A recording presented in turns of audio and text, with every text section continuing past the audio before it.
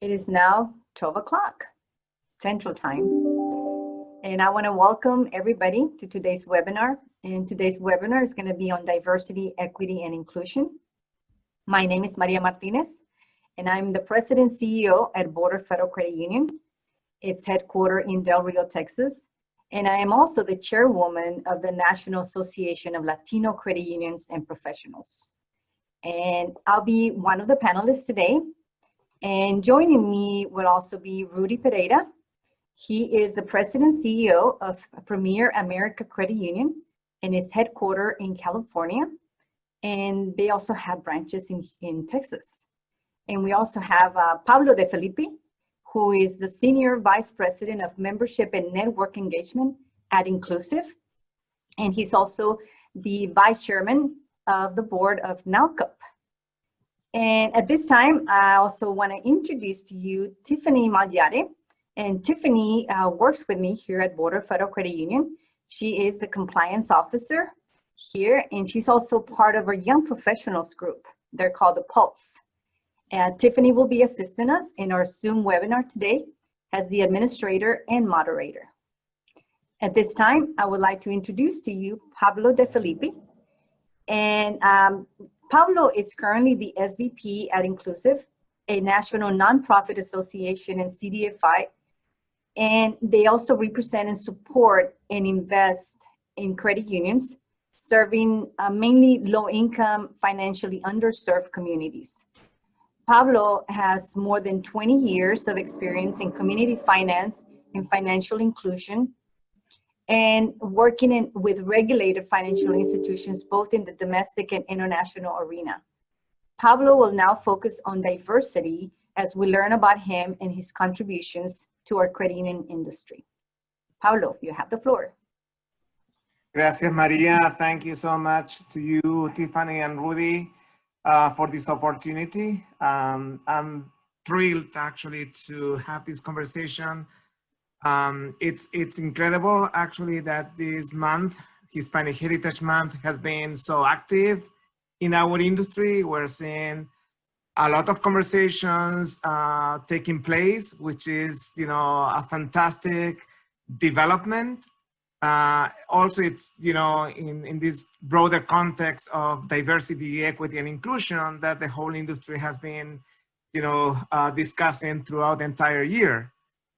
I think that this is a great opportunity for us to reflect on what this really means for Latinos, Hispanics, immigrants, because, when we talk about diversity, we have to understand that minorities, are a very diverse population in the first place, right? So I want to bring this down to, what it means for us as an industry to recognize actually that this country has been changing and has been changing rapidly in terms of demographic makeup, right? In the 50s, the white population was the majority, but that has been decreasing as we see African Americans and Latinos and other communities become a bigger part of the makeup of our nation. By 2045, actually, we're going to see, that this country is going to become a majority-minority country, meaning that there will not be just one group that is the majority anymore. And that means that there's, implication for us as an industry, that we have to recognize that as an opportunity. But how can we recognize that as an opportunity if we are not very diverse within our industry? And we can see that, right? CUNA, I think that last year they came out with some stats about, representation of Latinos as CEOs, and we are very underrepresented. There are 2.2% of Latino CEOs in our industry, and if you look at the country, Latinos represent almost 20% of the country. So there's definitely a disconnect there, and to the extent that we can address that and build our diversity, build our labor force, so people like Tiffany, like other young professionals can really, become our tools to connect with these populations and really meet their needs. Only that we will be in a better position to serve these communities and to be relevant in the future. There's a whole business model here that we need to recognize, and the diversity piece is the engine behind all of that. I'm going to just finish up with just one comment about Juntos Avanzamos. I think that you or Tiffany mentioned that program, and that's going to be part of a conversation that we will have probably later today. But the Juntos Avanzamos is also another platform that we can be thinking of to make sure that we are building a strong, diverse labor force within our industry, so we can really connect with this, population that is becoming, the majority. Like in Texas, you see that in California. Rudy is going to tell us, how prevalent the Hispanic population is. And even in places like nobody thought about in the past, like Mississippi, we see this emerging market.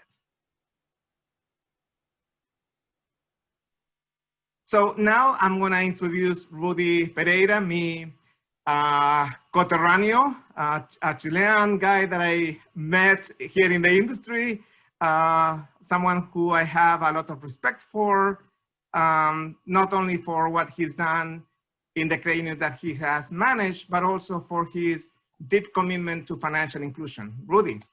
Yeah, thank you, Pablo. Hello, everybody, and thank you for the invitation to speak today. It's been quite a journey in my career. I just real briefly really started this in the industry back in 1990. I was a technology guy, always graduated with a computer science degree and really worked my way up through the technology ranks.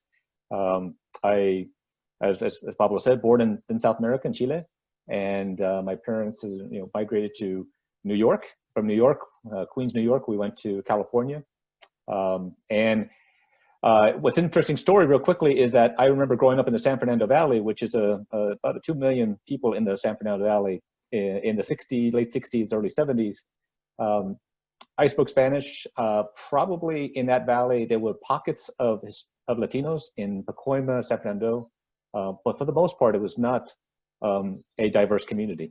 And as Pablo was mentioning, so I've seen the transition. I've seen that happen in Southern California, particularly in the San Fernando Valley. But very quickly, I went to Chicago, and from there, I went to Wisconsin, where I met Pablo. Wisconsin was where I really learned about the power of community credit union. Even though we weren't a very diverse community per se, we were an inclusive community, but not necessarily a diverse community. But I saw the changing, and I really embraced the fact that Wisconsin, as well as reaching out into Minnesota, we were going to be seeing more diversity. And that's when I first met Pablo and started looking at Juntos Avanzamos, particularly in Minnesota, as we were growing there. And then came this amazing opportunity to come back home again. And I ended up back at now Premier America, which is literally back home again in the San Fernando Valley, where we're headquartered. We have branches in Houston. What attracted me more than anything else is in my career at this point is to be able to make and help Premier America make an impact in our community. And we were designated Juntos Avanzamos. We recognize that 50% plus of our San Fernando Valley now is of Latino. We have as many as 70% in the Ventura County. So for us, it's very much a natural to be inclusive in our communities and to do everything that we can to be the credit union, because really credit union is about serving the underserved, right? About creating equity for financial participation and having that passion to do that. I am very fortunate. I have an outstanding board, and keep in mind, my board, when we started out 3 years ago, when I joined Premier America, were 9 individuals, all white, all over 50, and yet they're extremely supportive of our direction because they recognize to make an impact in our community, we have to embrace full diversity. So I could say a lot more, but we've got limited time, so we'll come back later. But let me also now introduce Maria Martinez, she's introduced herself already. I've only gotten to know her briefly, but she's an amazing leader, a Board of Federal Credit Union. Maria, you want to take it over? Yes, thank you, Rudy, and thank you everybody that joined us today. I consider myself one of those lucky immigrants who came into this country and made a career in the credit union industry. I think this has given me the opportunity to be inclusive by helping others. Once I started working in the financial industry after graduating from college, I knew I wanted to be a CEO someday. I prepared myself to do so by getting involved and taking advantage of every opportunity I had to do more. In the early years of my career, I served on various boards and committees at the local and state levels.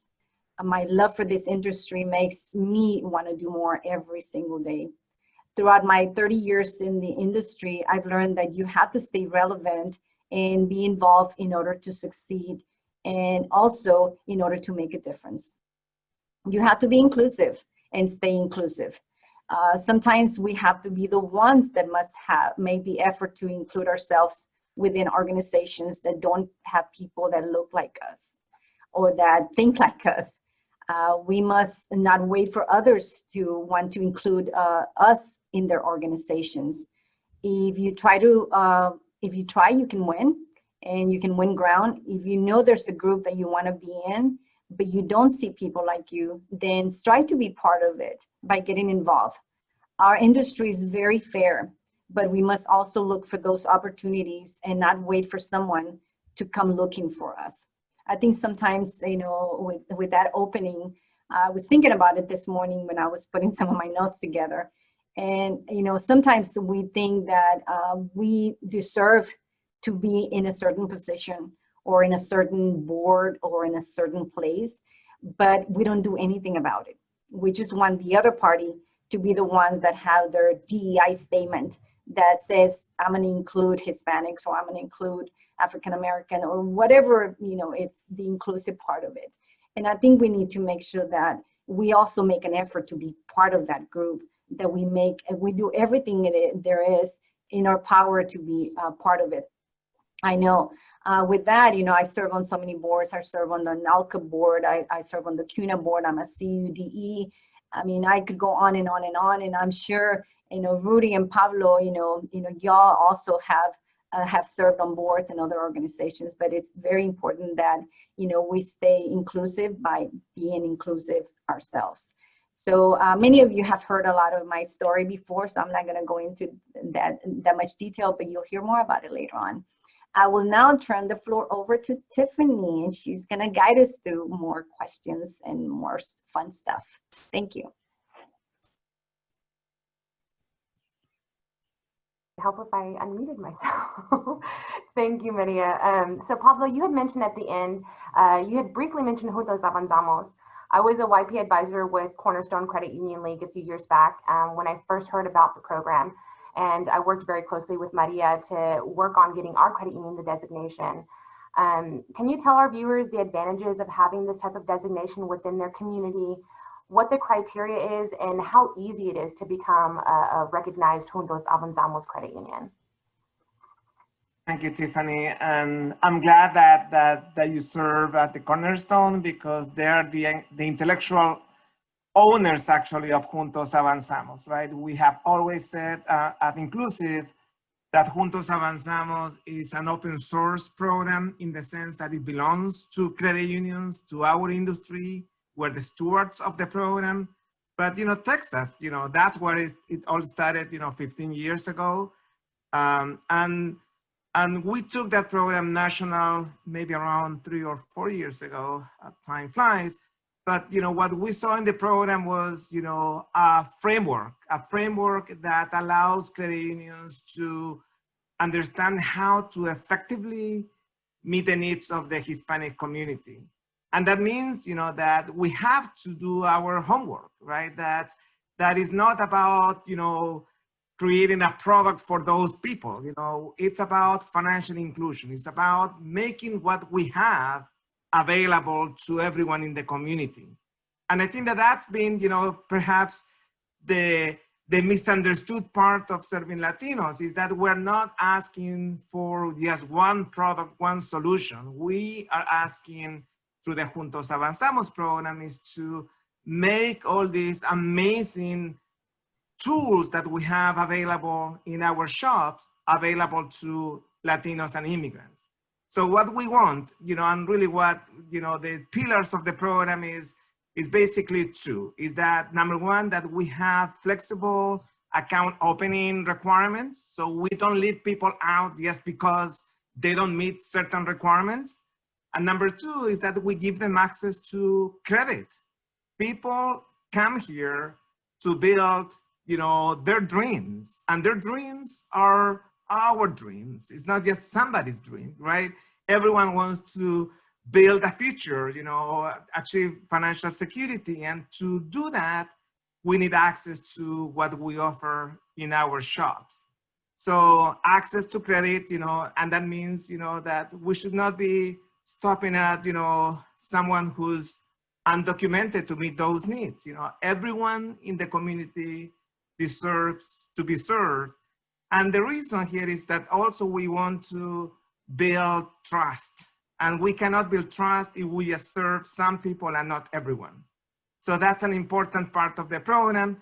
We want products to be affordable, to be transparent, to be simple to use, to be accessible, convenient, all the things that we have already in our shops, right? But make them available to the community. And that means, creating, making sure that we are communicating to the target market in our language, that we are that we have people who really understand our members, so, and that goes back to the diversity conversation, right? That we cannot, connect with this community if we don't speak the language, if we don't look like the people we're trying to serve. And that's really the important part here, is to make sure that we are building this capacity to make these connections with our community and to develop that trust that people want to come forward.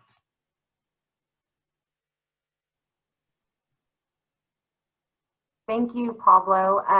So at this time, we're going to open up the poll. So we do have one poll question. I'm going to go ahead and launch it. And it's, has your organization adopted a DEI statement as part of its operating principles? So if you have the moment, I went ahead and opened that poll up. I would like for everybody here to participate. And then also, we do have the Q&A function on our Zoom call today. So if you have any questions that you want to ask the panelists, we're going to have a section at the very end, our closing comments, that they will answer any questions that come through. So if you guys are interested, feel free to drop a question in the Q&A box, and then we'll get those answered at the very end. I'm going to leave this open just for a little bit. But this is a great segue to you, Rudy. I'm going to close the polling here in a little bit, but why is it important to cultivate an environment that is diverse, equitable, and inclusive? Yeah, I think that as a country, we've been diverse. We've been a country of immigrants, and has made this country so great. I often tell the story that St. Mary's Bank was the first credit union, I believe, and their purpose was really to serve Norwegian immigrants. And so we have been an industry that has served immigrants for a long time, and I'm one of them. But I'm also very much American, and I believe that that we need to serve our community. If you look at the 7 principles of cooperatives, for instance, the 7th one really resonates with me, which is to serve our communities. Right? It's one of the reasons that excites me about being in the credit union movement. And so when I came to Premier America, I looked at our membership. I looked at the opportunities before us and how we can make an impact. We needed to better reflect our community, not only within our team, but also across the board. And we started working on that. And one of the things that we did was we hired, to begin with, a VP of Community and Business Development, who is working with Coopera to help us to better understand how to make us more appealing and welcoming to our community. Much of it is made up of Latino, but that could be everything from Mexico to El Salvador to Guatemala to you name it. And so there are diverse needs within those communities, and we need to be able to be open, approachable, and to meet their needs and what that meaning financial inclusion, etc. I think also on my team, I strive for diversity on our team, and so I've had the pleasure of being able to put together a team that includes a member from Argentina, a member from India, a member who is first generation Filipino, and someone who's from really out of the country, from Iowa. So we've got a lot of different little folks represented on our senior team, and that brings such a welcoming opportunity for us to discuss different needs. Diversity, equity, inclusion means being able to bring different ideas to the table. So you don't have just one way of doing things, one way of thinking. It brings in opportunities to open up different ways to serve the community, and you need that input, particularly if you're CEO, to have that team around you that is very diverse. It is a wonderful way to come to right decisions. And joining organizations like Juntos Avanzamos and being able to then better understand our communities, because we're always learning how to better serve. It also means embracing things like CDFI. When I was at Wisconsin at Royal Credit Union, we became CDFI certified. We got multiple grants from the U.S. Treasury, partly because we were so impactful in the communities. They had been for a long time before I even arrived there. That same thing I'm trying to bring now to Premier America. We're going to be striving to get CDFI because we're going to be really working within our communities. We are also going through a whole rebrand at our credit union. I wish I could show you that rebrand, but we have yet to make it public. But I would tell you that at the core of that brand is diversity, equity, and inclusion of our communities. And it's going to be very exciting. And it has been about a year-long process. And so we really have to support what we say with action. And that action has to be very authentic and transparent. And it's going to be very much a center part of our rebranding of how we make ourselves more welcoming, more approachable. And it's not just that also, but it's also in the products. I've always been committed to not overfeeing. And I have a general philosophy, which is I do not like to charge people to use their money. And so we have been going through a significant fee reduction at Premier America. We did it at Royal. Why? Because I want to make it so that anybody can afford to be a member and be treated the same way as any other member, whether you have a lot of money or not a lot of money. And so that means that you've got to be pretty sharp in terms of how you run your credit union, make it very operationally efficient, use technology. And of course, as I mentioned, I have a technology background, so it makes it a little easier for me to think in terms of scale and using technology to scale up. But to be able to then do it, I think, the right way, which is to do it through loans, through payments, etc., so that everybody is contributing, but we're not relying on punitive fee income, which hurts those particularly that are underserved and of modest means. And that's a big passion of mine, and something that is woven into the credit union as well. Other than that, I mean, I think that I've been influenced throughout my whole life in terms of partly because I was born in South America, partly because I maybe saw some things when I was younger. The friends that I've surrounded myself with have always been diverse. And so it is so worthwhile to surround yourself and to, especially if you're a leader, to bring together a team that is a diverse and inclusive team. It really will make you better. And I've seen that throughout my career. Thank you. Thank you so much, Rudy. Those are really good points to make. Now, Maria, you mentioned when you were speaking earlier, you mentioned the National Association of Latino Credit Unions and Professionals, also known as NLCUP. So can you talk about what NLCUP is and how to join and all that good stuff? So I know many of the questions that I got when we were sending out the link for the webinar was, what is NLCUP? How do I join? And I hope I can give you a little bit of that right now. So how did NLCUP start?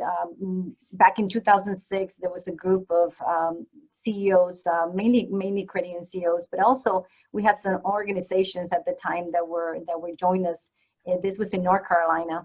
And among them were Coopera and Inclusiv. Back then it was a federation. And then we had other organizations that also were part of it. I know the Texas Credit Union League back then also had, was getting the Juntos Avanzamos going. So there were a lot of organizations that were part of it. I think even within CUNA, there were other organizations, some councils that were being formed to serve the Hispanic community. So we said, why don't we start a networking group? And we did. So we started NLCUP. It was the network of Latino credit unions and professionals. And at that point, we started doing some not webinars, but more conferences, because we didn't have a lot of the technology that we have now. And we did some conferences, and we also, every year during GAC, we would do the networking reception at GAC in conjunction with CUNA's GAC. And so that, went along, and it went along a long ways. But just most recently this year, we got together, the NLCUP group, we got together and we decided that we were going to launch this into more of a national association. So we are now called the National Association of Latino Credit Unions and Professional. And so we just keep it short as NLCUP. We didn't change the logo on that. We kept it the same. And what we're doing right now is we're redoing our website. We will be accepting memberships. Our bylaws have already been approved by our board. So you'll be hearing more about NLCUP very, recently we did a lot of the work. I want to send some shout outs also to Graphic Ideas and Omni Commander for helping us with our website. We're redoing that right now. We're also applying for a 501c3 so that we can accept donations online. So there's a lot of work that we're still doing on that. Also through the African Coalition, African American Coalition, AACUC, we're also doing some partnership with them. So we're all getting together so that we can be more DEI in all aspects on this. Also, one of the things that we most recently did is because we also know that we want to attract Hispanics into coming into the industry. And that is one of the things that very frequently when I'm asked, hey, do you know anybody in the industry that can be a speaker, that can do this, any CEOs or anybody at the high level positions that are Hispanics, can we find them? We need to be able to find those people. And if not, to recruit them into our industry. This is a great industry and we know it. Those of us that are in it, we know that this industry you can make it a career. You can help so many people. So what we did, a NLCUP group, and you'll be the first people to see this video. It has not been launched. This would be the premiere that we're going to be doing today. And I'm going to turn this over to Tiffany to run a video, and then I'll come back and finish up on a little bit more on NLCUP. But this is to recruit Hispanics into the industry, or maybe not even Hispanics, but those people that speak Spanish, because there's other nationalities that also can speak the language, and we want them to come in so that they can serve members that are Spanish speakers only. So this video is in Spanish, so I could do a little bit of translation, but more of what it does is it recruits people into coming into working for credit unions. So here's the video.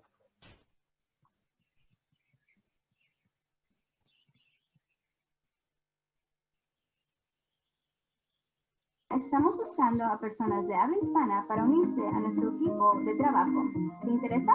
Credit unions, somos gente ayudando a gente, donde muchos de nuestros socios les encantaría que alguien como tú les asistiera con sus necesidades financieras. ¿Hablas español y te gustaría sobresalir en un credit union? Entonces, considera una oportunidad de trabajo con nosotros. Esta es tu oportunidad de servir a la comunidad y superarte profesionalmente. Nuestra industria necesita gente como tú y como yo, y así juntos avanzamos.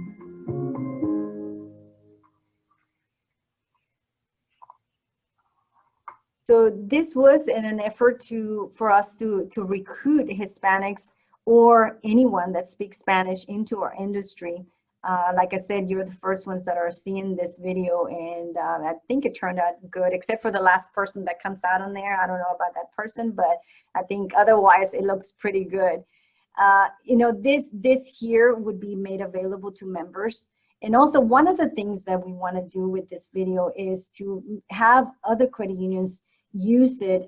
The person that did the video for us, they're giving us a really good price, so that anybody that wants to put a tag at the front, at the beginning or at the end of the video, they can, if you want to put your logo, or even if you just want to redo the whole thing with your personnel. Because in this case, we use different people here at the credit union. You know, you can use your own people to do the commercial, and just to give you an idea, and you can use the same script if you want to. It's very short. You can run this on any sort of media. So, I really would like to invite the attendees to join NLCUP. We don't have everything yet because we're redoing the website, but we want to make sure that, that you want to join. The fees are not going to be very dramatic, so everybody will be able to join. And we'll have different association dues also for those organizations that want to join. So we'll have institutional and organization sponsorships and all that as a form of a membership. So we're looking forward to, maybe, you all joining us. And like I said, one time, you don't have to be Hispanic to join. As long as you can drink tequila, you're in. So, anybody can join us. But at this time, I would like to invite any of you that, that has, anything, please put it on the questions. I know I'm going to send this back to Tiffany, and she'll follow through with this. Thank you. So before we go into the Q&A function, I just wanted to ask our panelists if any of you have any closing comments that you want to talk about today before, like I said, we go into the Q&A function. I guess I can start, if that's okay.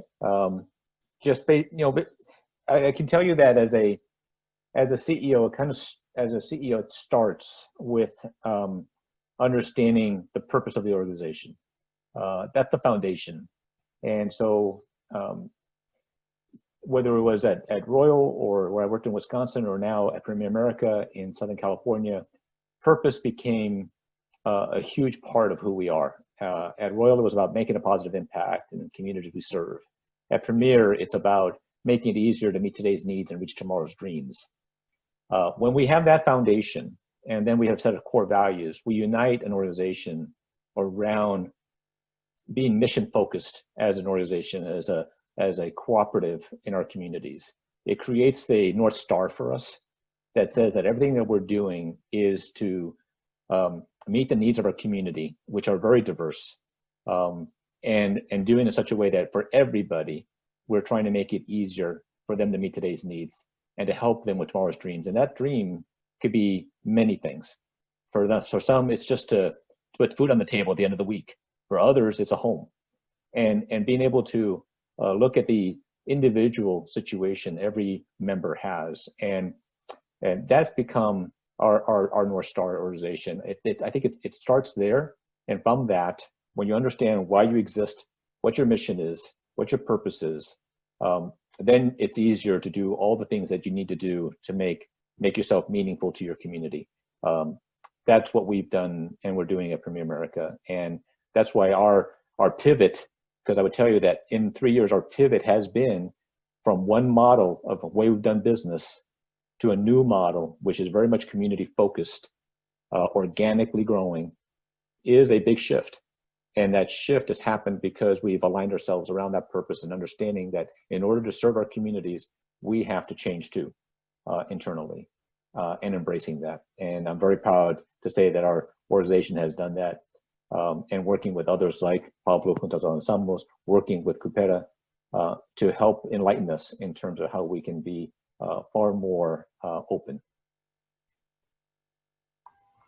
Good. Maria, do you have any closing comments that you want to make at this time? I think I would like to get into the questions, because I know we have a lot of questions, so I don't want to waste time on my comments. And Pablo, real quick, do you have any closing comments before we go into the questions? But I just want to challenge people to support and celebrate diversity in your own organizations. I think that sometimes, and this is something that I have seen many times, that Latinos working in the industry feel a little bit disconnected. I think that there's this, amazing strength that we have, that we bring to the table by being bilingual, but oftentimes in workplaces,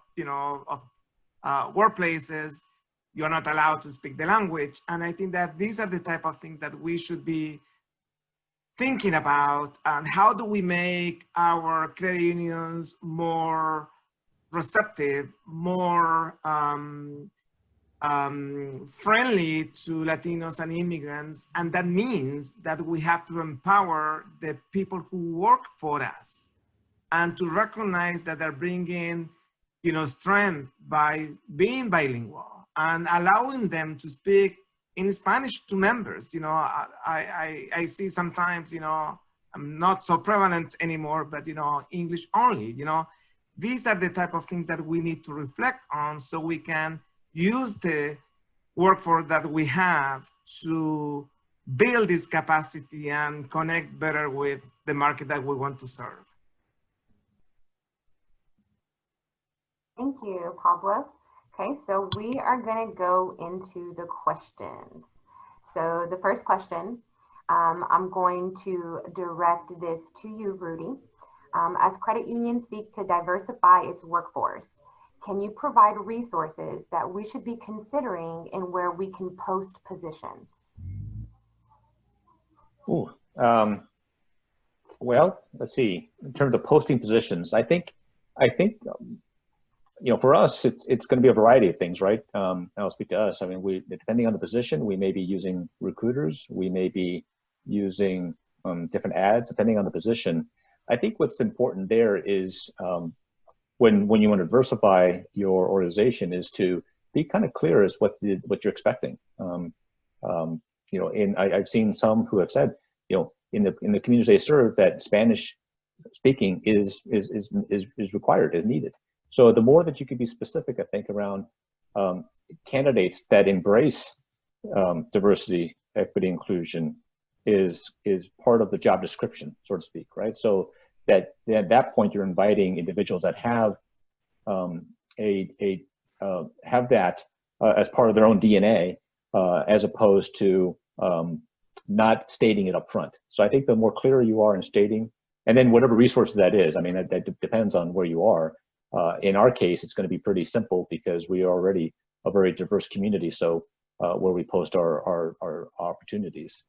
So I'm not sure if that answers it completely, but I think it really comes down to the description of the candidates that you're looking for.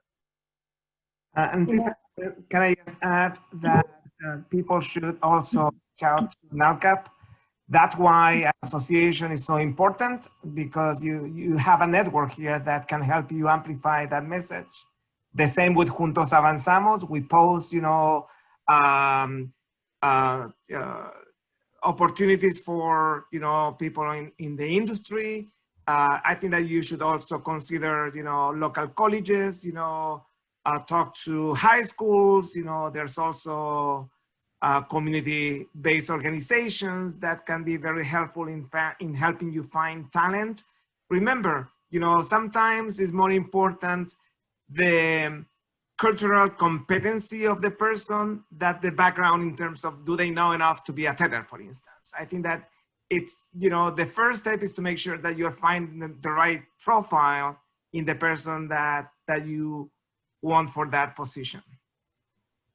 And just to follow up on that, Pablo, yes, under the new NLCUP website that we're developing, we will have a tab for jobs. So, we'll encourage any credit unions or any organization that's looking for talent to send us that, and we'll be able to include that. Perfect. Okay, so the next question, I'm going to direct this to you, Pablo. As a credit union that mostly serves African Americans, Is it feasible to bring in the Hispanic Latino community and be successful?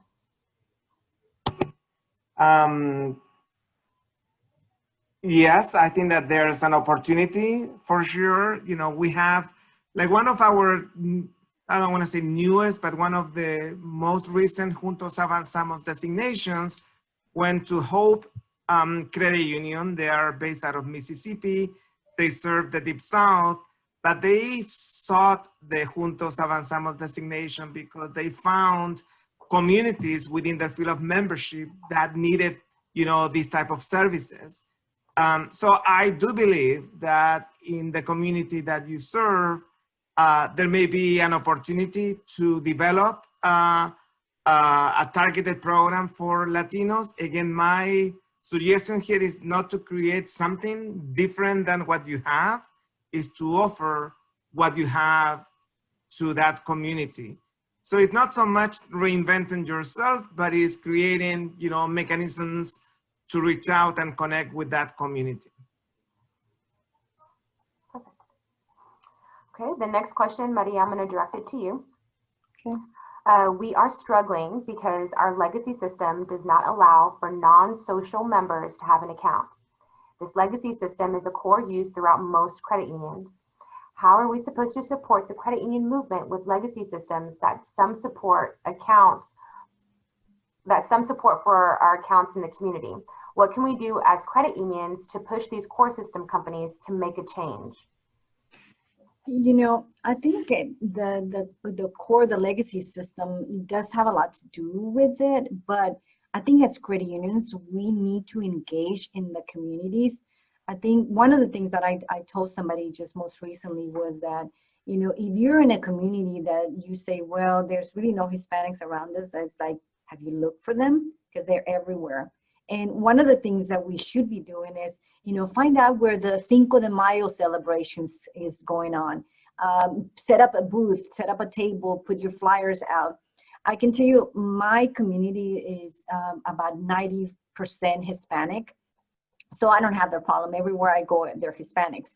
But then again, when I go out there, I may not have all the brochures. I may not have all the systems in the Spanish language, but I still go. I still send my bilingual staff. I still send them so that they know that when they come in, they're going to be able to be served by that person that can speak their language. And one of the things that we encounter a lot is that maybe the older generation, they prefer to do their business in Spanish. But if they know they're going to a place, they'll bring their grandkids, they'll bring their kids to translate for them. So that's another thing that, you know, it doesn't matter if you only have an English-based system, but be out there for the community, be out there so that they know that you're there to serve that group. Also, your website, you may have to make some changes, you know, put people that look like them. If you know you're going to go somewhere, you know, you got to make sure that they identify themselves with you.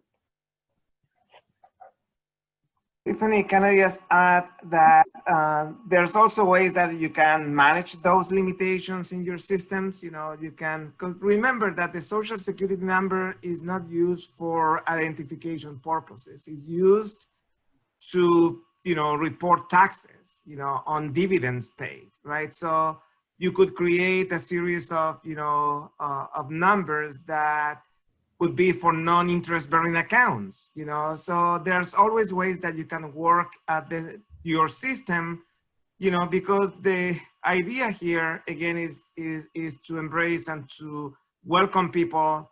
And you can, you know, find a formula internally that allows you to do that. And we're happy to provide more information. Yes. Yes, as a compliance officer, I can tell you there is a way to do it because we do it here. It is a manual process, but we do it and it works for us. So, I mean, and Maria spearheaded that again. So there is a way to do it. If you have a core that doesn't support those the social security numbers, there is a way to do it. And as a compliant person, pay attention to it because usually where the resistance point is, right? So if Tiffany says that it can be done, well, and most of the tools that you have, I mean, you're already doing the OFAC part of it, the CIP part of it. I mean, you're already doing all that. And that's the easy part because most of them do come in with documentation. It's just that one item, the Social Security number, that you got to work around it because your core system does not, accept, somebody with no Social Security number, but you can get around it. Mm-hmm. Okay, so this next question, I'm going to direct it to you, Rudy. As organizations embrace and adopt DEI, and yet find it difficult to fill C-level positions with diverse candidates as a result of the systematic inequity that has historically existed, limiting the pool of candidates, what advice do you have? I think the first advice is to, first of all, you have to be, obviously very open to interviewing all candidates, right? And as I mentioned on my own team, we've built I think a pretty diverse group, but it also starts at the next level. And so one of my passions is also developing our internal teams and giving them opportunities. So whether it be at the manager or the VP level, succession planning, leadership development, so that we have a succession that gives individuals opportunities to advance. And so for us, it's like Maria, for us, we're a pretty diverse community. So we would have to overtly not be very diverse in terms of the hiring. All right. So there are so many great qualified candidates. So it's bringing them in at different levels of the organization and then investing them to prepare them for more senior roles. Once you're at a senior role and you have an opening, then like in my case, I had to go outside, but as time goes on, we're looking to promote within, and we have a significant number of diverse individuals that are able to be able to take on more senior roles. So I think a lot of it has to do with look at your next level managers, et cetera, and continue to invest in them to provide them opportunities, not only at your credit union, but also celebrate if they end up leaving to go to other credit unions in leadership positions. At the end of the day, I want folks to remember us for providing them great opportunities to advance their careers. And so whether it be internally or externally, and that requires a strong bench, because if they leave, you need somebody else to step in and take their role. And so that to me is really important to be able to do that. And so it's not just at the C level. Those positions tend to sometimes be there. If it's not a very diverse C level, it may take some time, but hopefully you've got a CEO, a board that looks at that and says, okay, what about the next level? Are we developing them who are diverse to take over for a C-level position that retires? And when there is an opening, to really open up the opportunities for a diverse candidate to come in. But that really starts with a commitment among the CEO and the board saying, we embrace that and we support that. This next question is for you, Maria. How can we ask our organizations to allow us to celebrate Hispanic Heritage Month? Oh my God. You asked me the perfect question. I know. Yes. Well, we just have to make it fun. Sometimes, because I am in a position where I can have the control and I can say so, and people are going to do what I say. Not really. But one of the things is that even if you're not the CEO, even if you're not in the C-suite, bring up the ideas to your supervisors, to your managers, and make it fun. One of the things that we did this month, has Hispanic Heritage Month started. We had some contests. We had Tiffany was one of the contestants on El Grito contest. So, basically we did something virtual where everybody had to participate, and they did something fun. Everybody had so much fun, doing this. And then you do just different things during the month. Put a plan together. If it doesn't come from the top, put a plan together and present it to them. I think most CEOs or most managers accept the idea that they want to make it a fun environment. And I'm one of those. I do everything we can to make it fun.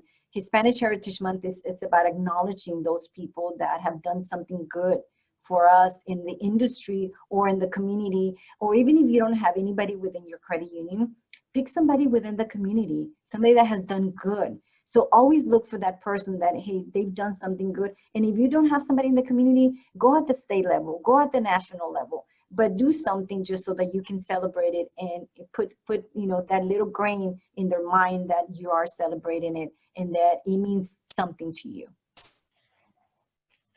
And I can attest to that because I've come to her with several plans, and I know I have to have a plan when I come to her. But as long as you have a plan, I promise you it's probably going to work out in your favor. Yes. This next question, Rudy, I'm going to gear it to you.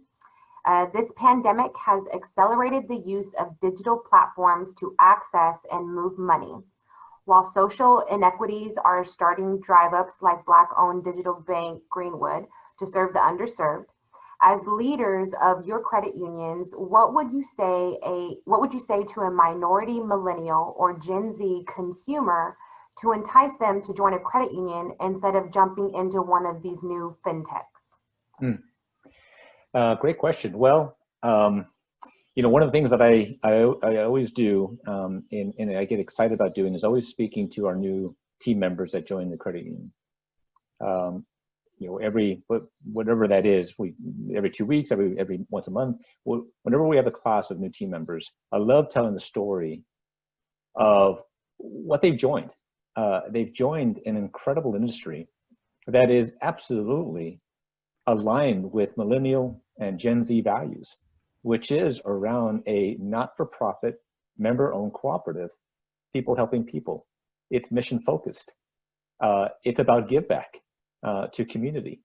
And the more that you align yourself with the industry, the more that the industry can continue to grow, the more they can give back. We truly, whether it be Maria where she's at or where I'm at or any credit union in the Midwest, we all have a common goal, and that is to truly treat each member individually and to help each member in our communities. We're not about trying to build up our business so that we can then go IPO and sell it and make millions. We're all about wanting to make millions and return right back into our communities and right back into members with better loans, lower fees, et cetera. That's why we do this, because we love it. We love being able to give back. That's what I would tell. That's what I tell team members when they join us, that they've joined an incredible mission of being able to help.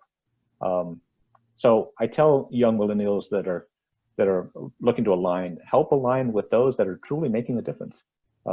Like this conversation today. We're doing it because we care, and we truly do. And I think that is what's going to help continue to make us not only successful into the future, but more importantly, relevant to future generations. So that's what I would tell them. The other thing is become an influencer within your credit union. I think it's, young millennials, y'all know so much about blogging, about being an influencer. Why not use those skills? Put yourself up to them and say, hey, look, I would like to start talking about our credit union and what we're doing with all the different types of generations. So it's very important. This next question, Pablo, I'm going to gear it to you. Any suggestions on how we can continue to develop our Spanish frontline staff who may be receiving a premium for being bilingual? They may be good at speaking conversationally with family members, but haven't learned how to speak at a higher level and be able to do so in financial terms. So number one, I'm glad that you are recognizing that being bilingual is an important skill. So that's something that we don't see consistently being done in not only in the credit industry but across the board. I think that everything comes down to training and to opportunities to grow professionally. My advice to build up leadership, is to facilitate for this, staff, facilitate opportunities to connect with their peers within the industry. I think that it's all about connecting and seeing this, that this as a long-term career path. And that can only happen if they see people like them in other credit unions that can act as, mentors or people who can become, a place to get support and advice. That's where, all these networks are so important. I'm gonna talk again about NLCUP, about Juntos Avanzamos. I see professionals in our industry, again, that feel lonely in their credit unions because they don't have others to talk to. I think that making those connections outside the credit union is gonna be very important to build those leadership skills. Response, I like that. So this next question, this is going to be the last question for today before we start wrapping up. I'm going to gear this to Maria because I know she's going to have a really good answer for this one. Is there any way to network or connect with other professionals in the future? Yes, definitely. So through the NLCUP group and also through the Juntos Avanzamos designation, I think that's going to be your way to connect with others. As I mentioned before, we've been doing the networking receptions every year at GAC, and we will continue to do those. However, we want to be more robust and start doing more activities and maybe more of these webinars. There's an opportunity to do a couple of more webinars this month. One is going to be happening on October the 16th. This is in conjunction with AACUC. And then there's another one that's going to be happening, I believe it's on October the 30th. So I invite you to, do both of those. I've been putting a lot of news on the LinkedIn website. So if you're on LinkedIn, please like our NLCUP LinkedIn account. We would like to get more followers on that. So please, follow us. We also have a Twitter account. And we're trying to get a little bit more active and put more of this information. Well, also, there were some questions about linking the video. We will be putting this on the new website that we're developing for NLCUP. So be on the lookout for that. So you'll be seeing more of this. And, you just have to be, ready to network with others. And if nothing else, our, email addresses, you can email to us, you can LinkedIn with us. There's so many opportunities to get connected with us.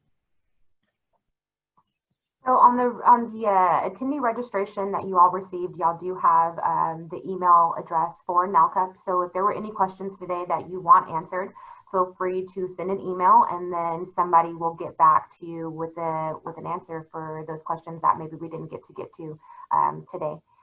So other than that, Maria, you want to do your closing remarks? And yes, there was another question on the chat about when was the NLCUP website going to be launched, and we are hoping that by November we should have it. We're working a few details that we still putting together, so probably by next month we should have it out there and be ready to go. And thank you to all the panelists. Thank you, Rudy, Pablo, Tiffany. Y'all are awesome. I couldn't have asked for a better team here, and we have I knew we were going to have a lot of fun. And there's so many questions still, but we're hoping that maybe through some of the other webinars, we could, answer more of these. And maybe we'll have another webinar in the future, not too long from now, so that we can continue answering some of these questions. Thank you, Tiffany, for moderating this. Rudy, have fun in California. And if you ever come to Texas, let me know. And Pablo, you need to come visit me in Del Rio.